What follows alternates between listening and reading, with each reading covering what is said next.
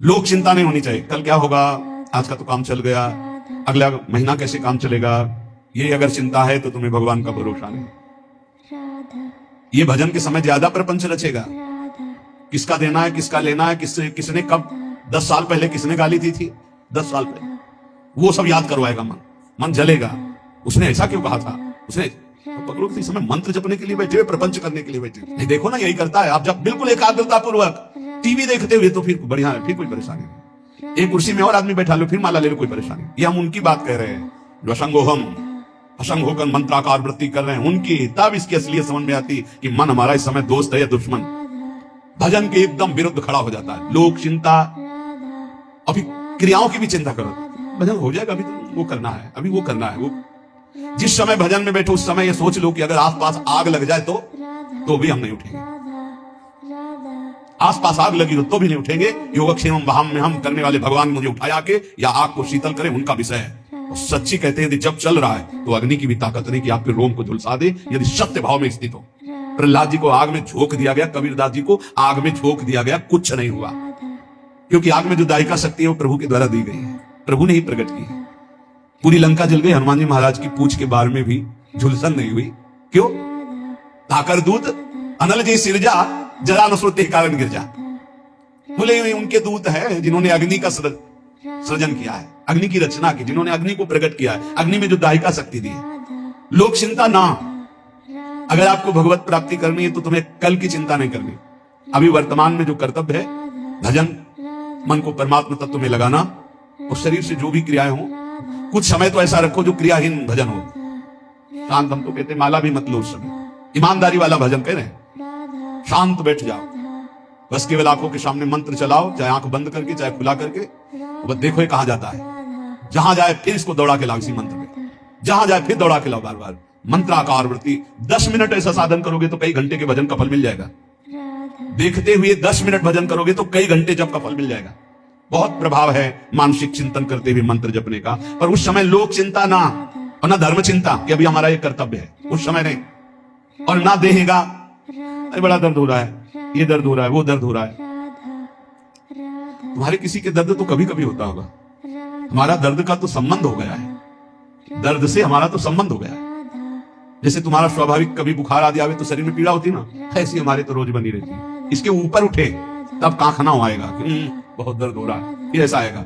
जितना तुम्हें कांखने पे आता है उतना तो रोज हमें रहता है, उतने का तो अभ्यास है इस शरीर को। उसके ऊपर जब होता है तब पकड़ के चलने की बात आती है। देगा वो आप सच्ची मानो, ऐसी स्थिति में भी गुरु कृपा से, गुरु प्रसाद से, जो बैठने की, जो टहलने की, जो चिंतन की दिनचर्या, उस पर कोई फर्क नहीं। वैसे ही देह की भी चिंता नहीं करनी, धर्म की भी चिंता नहीं करनी, लोक की, जीवन की भी चिंता नहीं करनी। कूद पड़ो, इस मार्ग में कूद पड़ो, खजाना ही खजाना हाथ में आ जाएगा।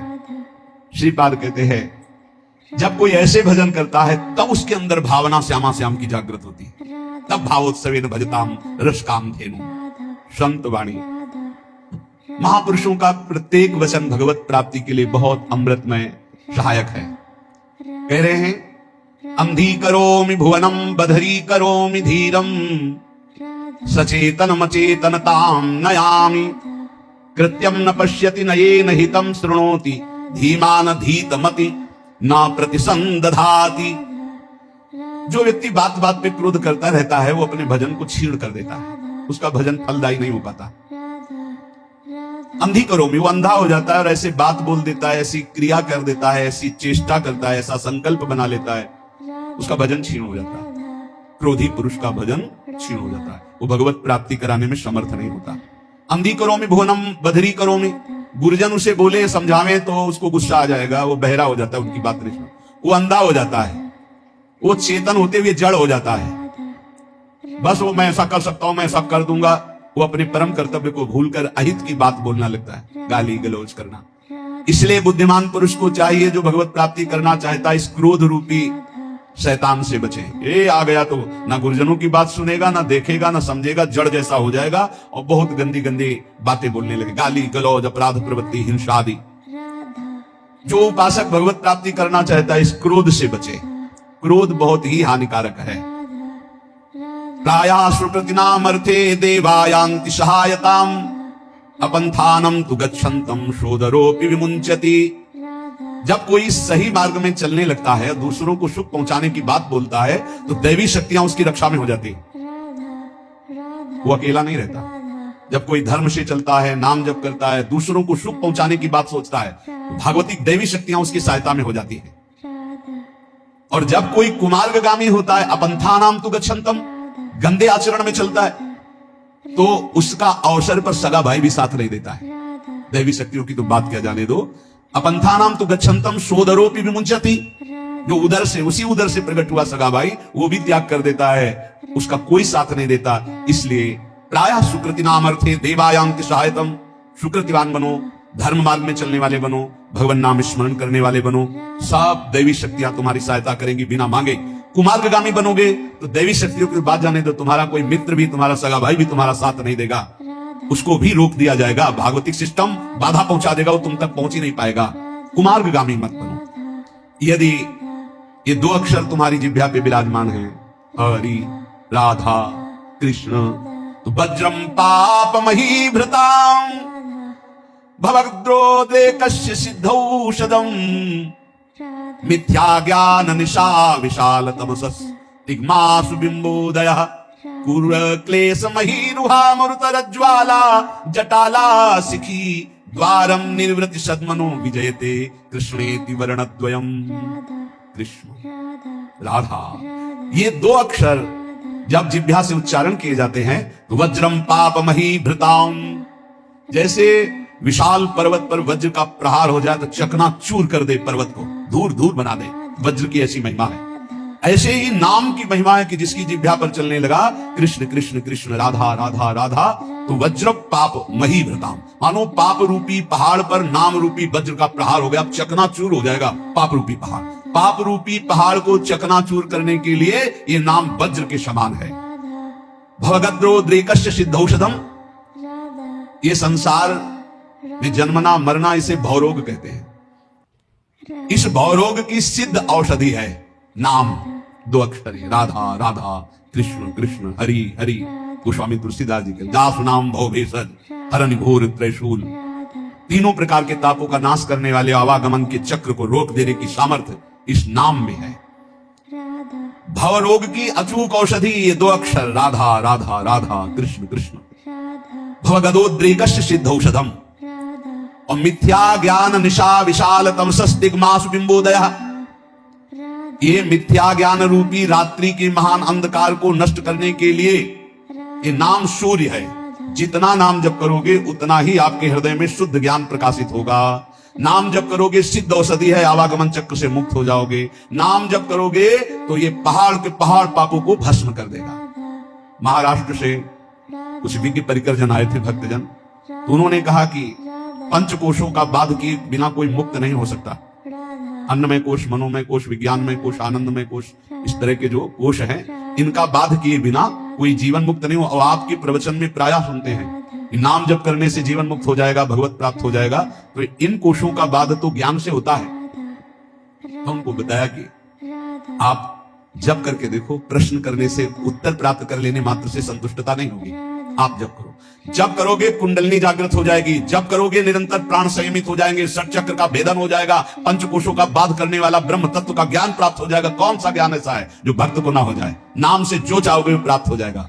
मिथ्या ज्ञान निशा विशाल तमसस् दिग्मांसु बिंबोदयः, मिथ्या झूठा ये मायाकृत जो अज्ञान रूपी अंधकार है, इसका नाश करने के लिए नाम भास्कर के समान है, दिव्य ज्ञान प्रकाशित कर देगा।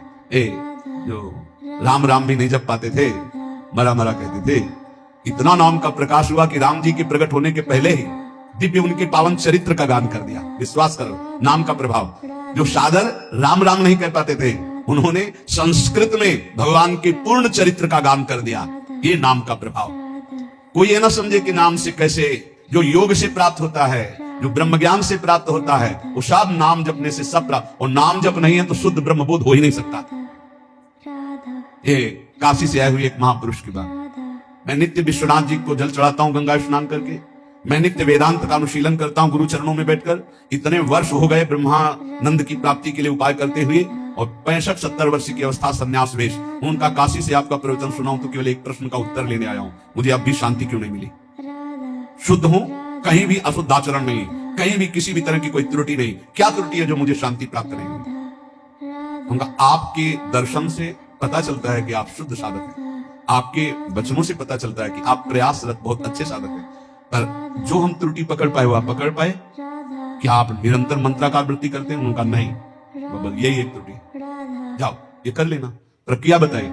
महीना डेढ़ महीना बाद जब आए थे तो खूब आनंद पूर्वक एकदम जैसे कोई अपने रिश्तेदार से मिले ऐसे, और बोले बस एकदम, क्योंकि वही एक त्रुटि है। समझ रहे हो? गुरु चरणों में बैठ के वेदांत भी पढ़ते सब, लेकिन जो चाहिए वो नहीं था। क्यों? निरंतर मंत्र, कोई नई बात नहीं हुई, वो पकड़ नहीं पाए, शास्त्रों से पकड़ नहीं पाए। तो वही सूत्र है, वही सूत्र पकड़ लो, सब हो जाएगा। जो नाम प्रिय हो राम कृष्ण हरि, राधा राधा राधा राधा। पाप रूपी पहाड़ को नष्ट करने के लिए वज्र, जन्म मरण रूपी रोग को मिटाने के लिए अचूक औषधि, अज्ञान अंधकार रूपी रात्रि का नाश करने के लिए भुवन भास्कर। कौन? बोले नाम। क्रूर क्लेश मही रुहा, मूर्तरत ज्वाला जटाला सिखी।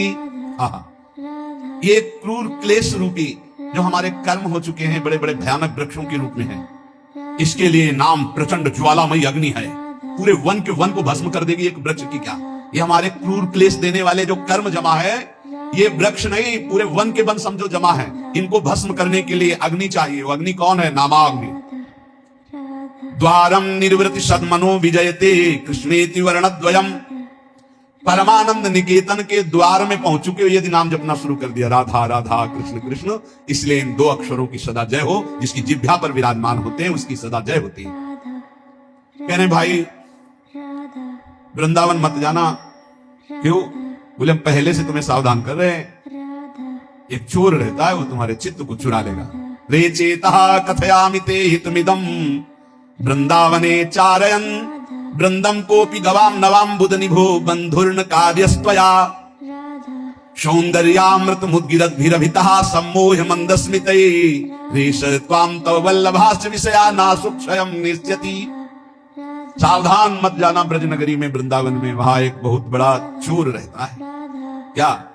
बोले वैसे तो गाय चराता है, पर नवीन नील मेघ की सी कांति है, बड़ा छैल छबीला है, वो सौंदर्यामृत सिंधु का साक्षात गाढ़ स्वरूप है। जब वो मंद मंद मुस्कुराता हुआ तिरछी चितवन से देख लेता है तो जिसको देख लेता है उसका समस्त विषय भी सब नष्ट हो जाता है, और वो सदा सदा के लिए उसी का हो जाता है। इसलिए यदि तुम्हें विषयों में सुख चाहिए तो बोले वृंदावन मत जाओ। वृंदावन का ठाकुर ऐसा है, ये चित चोर है, ये ब्रजे वसंतम नवनीत चोरम है, वो पांगना नाम च दुकूल चोरम अनेक जन्मार्जित पाप चौरम चौराग्रगण्यम। बढ़िया है, ऐसे चोर मिल जाए भाई, इनके लिए तो तड़प रहे हैं, मिल जाए, चुरा ले हमारा मन, सारी परेशानी चली जाए। पर पंडित राज जगन्नाथ जी महाभागवत है, वो कह रहे हैं भाई इसका भाव ये भी है कि चिंता मत करो, तुम उनकी नगरी में पहुंच गए, जिस दिन खेलते खेलते आएंगे वो चुरा ही लेंगे। कदावा खेलंतो ब्रजनगर वीथी हृदयम हरंतो ब्रज हरंतो श्री राधा ब्रजपति कुमारो शुक्र। देख लेना, अगर ब्रजनगर में वास करते हो और रसिकों के अनुसार चलते हो तो कभी न कभी खेलते हुए ये दोनों युगल सरकार आएंगे और तुम्हारे चित्त का अपहरण कर ले जाएंगे। प्रभु मुझे मांगने पर भी कभी धन सुख मत देना, क्योंकि सुना है जो धन का अभिमानी धन भोगी हो जाता है वो परम धन से वंचित हो जाता है। प्रभु मैं मांगू तो शरीर का भोग कभी मुझे मत देना। प्रभु अगर मैं कभी राजा बनना चाहूं तुम कभी मेरी बात मत मानना। प्रभु मैं एक अभिलाषा करता हूं कि जहां से आपके भक्त चढ़ते हैं आपके दर्शन के लिए मंदिर में, प्रथम सीढ़ी मुझे बना देना, जिससे हर भक्त की चरण रज हमारे ऊपर पड़े। मैं चाहूं भी तो मुझे धन सुख मत देना, शरीर सुख मत देना, राज्य सुख मत देना, परम पद मत देना। क्या चाहते हो? तो बोले आपके मंदिर में जब दर्शन करने भक्त जाते तो पहली सीढ़ी से ही पादुका उतार देते। ये भक्तों का लक्षण, कभी मंदिर की सीढ़ी में पादुका पहन करके नहीं चढ़ा जाता। इतना चप्पल जूता से प्यार है, एक दो बार तो रोकना पड़ा है, बोले चप्पल पहन के नहीं जा सकते। बोले अच्छा तो चप्पल हाथ में ले लीजिए। हाँ ठाकुर जी के सामने जा रहे हैं लोग, फूल माला लेके जाते, चप्पल लेके जा रहे हैं, ऐसे देखे गए हैं, इतना प्यार है। और अगर बाहर उतार गए तो दर्शन ठाकुर जी के कर रहे, ध्यान में चप्पल है, कोई पहन न ले जाए, पहन न ले जाए। हमें लगता है कि अगर आसपास कहीं रुके हो तो वहां से नंगे पैर जाना चाहिए ठाकुर जी के दर्शन। इतना तो सौभाग्य ले लो, सिर भर जाऊं उचित मोरा सबसे सेवक धर्म। और मंदिर की प्रथम सीढ़ी से पादुका न पहने, ये पक्का इतना तो समझ लो। वैसे भी 32 सेवा अपराधों में है पादुका पहन करके दर्शन करने जाना। प्रथम सीढ़ी से वहां दरवाजे तक पहन करके जाते हैं। कांटा पड़े हैं क्या वहां? प्रथम सीढ़ी के पैर से वो पादुका उतार, कोई ले जाएगा तो घर में रख के आओ ना। इतना प्रिय पादुका है तो उसको फिर, अरे ठाकुर जी के आगे प्राण भी प्रिय नहीं है, ले जाएगा बेचारा। चार दिन तुम पहने, 4 दिन वो पहन लेगा। बोले तुम तो बाबा जी हो, तुम्हें फिर कोई दे देगा। वैसे तुम बिल्कुल अपने घर में उतार के जाओ, नंगे पैर जाओ, अरे ठाकुर जी के दर्शन करने जाओ। यहाँ बमूल का बंद थोड़ी है कि बड़े बड़े कांटा पड़े हैं, थोड़ा तो कष्ट सहो। प्रभु मुझे मंदिर की प्रथम सीढ़ी बना दीजिए जिससे भक्त की चरण रज मेरे ऊपर पड़े। जब चरण भक्त के मेरे ऊपर बार बार पड़ेंगे ना, और वो दर्शन करके फिर लौटेंगे, दर्शन करने जा रहे हैं, प्रभु मुझे बहुत सुख मिलेगा। इससे बड़ा कोई मुझे पद नहीं लगता कि रोज सैकड़ों हजारों भक्तों की चरण रज हमारे ऊपर पड़े। नाथ, या जिसमें भक्तजन पा करके अपने पात्र धोते हो, इसी कुलशेखर अलवार नाम के महाभागवत है, भक्तजन जिसमें पाकर अपने पात्र धोते हो उस नाली का कीड़ा बना देना जिससे मुझे भक्तों की जूठन खाने को मिले। कैसे भक्त है सोचो। मुझे धन, शरीर सुख, राज्यपद, परम पद नहीं चाहिए, आप उस मंदिर का प्रथम सीढ़ी बना देना जिसमें भक्तजन चरण रखें। या फिर प्रभु दूसरी मांग, जिसमें भक्त प्रसाद पाके अपने पात्र मार्जन करते हैं उस नाली का कीड़ा बना देना जिससे मुझे उनकी जूठन पाने को मिलेगी। प्रभु अगर ऐसा भी ना हो तो जिस बगीचे से आपके फूल जाते हो आपके श्रृंगार के लिए, तो मुझे कोई पुष्प का पौधा बना देना कि मैं आपका फूल बन जाऊं आपके लिए और आपके श्रृंगार के काम में आऊं। तो देखो, माता चाहे पुत्र उपद्रव करे या सौम्य हो, वो दुलार ही करती है, रीझ कर या खींच कर, जैसे भी हो। प्रभु मेरी बात मान लो, मैं हूं तो बच्चा आपका, रीझ जाओ तो मुझे दे दो, खींच जाओ तो मुझे दे दो। ये प्रभु मैं रोता चिल्लाता छटपटाता रहूंगा जब तक आप मुझे ये नहीं दोगे। नाथ, तुम चाहे जितनी उपेक्षा करो, ध्यान दो या ना दो, मैं चिल्लाता रहूंगा और जोर जोर से पुकारता रहूंगा, क्योंकि मेरी दूसरी गति नहीं। मैं भक्त चरण रज, भक्त जूठन या आपकी सेवा, यही परिणाम चाहता हूं। प्रभु यदि आप प्रीतम हो, सबके सामने मेरा तिरस्कार करो और परित्याग करो, तो क्या मैं मान लूंगा कि मेरा परित्याग कर सकते हो आप? ये भक्तों की ठसक होती है। जाओ हम तुम्हारा त्याग करते हैं, तो हंसी आ जाना चाहिए। हंस क्यों रहे हो? तुम्हारा त्याग कर रहे हो, आप कर ही नहीं सकते हो, आपका स्वभाव ही नहीं है, और सही आपकी ताकत ही नहीं है। पक्का ताकत नहीं, मंदिर की बात करें ना, प्रभु त्याग कर सकते हैं ना गुरुदेव त्याग कर सकते हैं। गुरुदेव शरीर से आपको दूरी करके नजदीक रहने से भी ज्यादा कृपा करेंगे। ध्यान रखना, ये स्वभाव है। जो नजदीक रहते हैं वो इस बात को पकड़ पाए होंगे कि संतों का एक स्वभाव कि नजदीक वाले का भले उतना चिंतन हो, लेकिन जिसे दंड दिया गया, जिसे डांट दिया गया, रात दिन उसका चिंतन होता है, उसका मंगल कैसे हो, उसका कैसे उन्नति हो। तो यहां कह रहे हैं भक्तराज जी कि यदि आप सबके सामने मेरा तिरस्कार करवा दो और कह दो मैंने परित्याग कर दिया, तो भी मैं नहीं मान सकता कि आप परित्याग कर सकते हैं। मैं आपके चरणों को कभी नहीं छोड़ सकता। जाने की बात कहने पर भी मैं जाने की बात सोच नहीं सकता। ये बात होनी चाहिए। चल निकल जाओ यहां से। कहां? जहां तुम्हारा मन हो। तुम्हारा मन तो यही है, नहीं भागो यार, तुम्हारे लिए कोई ठोर नहीं, तो हमारे लिए कोई ठोर है ही नहीं, तो क्या करें? ना बाहर ठोर है ना यहां ठोर है, तो ठोर तो हमारी यही है। तुम चाहे मेरी ओर आंख उठाकर ना देखो, पर मैं केवल तुम्ही को देखूंगा। तुम चाहे मेरी तरफ कभी मत बोलो, पर मैं कृपा का अवलंबन लेकर बोलूंगा तो सिर्फ आपसे ही बोलूंगा। क्या बात है। तुम कभी मेरी अभिलाषा पूर्ण मत करो, लेकिन अभिलाषा करूंगा तो एकमात्र तुम्ही से करूंगा। तुम त्रिभुवन को सुख दो, मुझे दुख दो, पर हे त्रिभुवन पति मैं आपसे ही प्यार करूंगा। यह है प्रेमियों की छाती। भगवान, मैं खोटी बुद्धि वाला हूं, सैकड़ों गलतियां करता रहा हूं। आप बड़े कोमल स्वभाव वाले हो और बड़े दूर परिणामी हो, दूर की बात सोचने वाले हो। मैं खोटी बुद्धि वाला हूं। देखो प्रभु, जिनके रोग होता है सैकड़ों प्रकार की औषधियों के चक्कर में पड़ते हैं, क्लेश उठाते हैं, रोग मिटाना चाहते हैं। हमने पकड़ लिया एक महान औषधि, नाम रूपी रसायन का निरंतर पान। इसलिए प्रभु खोटी बुद्धि वाला हूं, पर छोटी बुद्धि वाला भी हूं। छोटी बुद्धि में ज्यादा बातें नहीं आती। अब तो बड़े प्रेमी होते हैं। हमने तो आपका छोटा बस नाम पकड़ लिया है, राधा राधा कृष्ण कृष्ण, ये रसायन पान कर रहा हूं। और गोविंद, अब आपसे कहता हूं निकल के दिखाओ। फंसा लिया भगवान को। खोटी बुद्धि वाला हूं, बहुत बुरा कर्म किया हूं। छोटी बुद्धि वाला हूं। जैसे लोग के रोग होते हैं तो सैकड़ों औषधियों के चक्कर में पड़ते हैं, वो बड़ी बुद्धि वाले हैं। हम छोटी बुद्धि वाले एक औषधि में पड़े, नाम औषधि। नाम को पकड़ लिया। अब नाम को पकड़ लिया तो तुम निकल के दिखाओ, जाओ निकल के। राधा राधा राधा राधा राधा राधा राधा राधा राधा राधा राधा राधा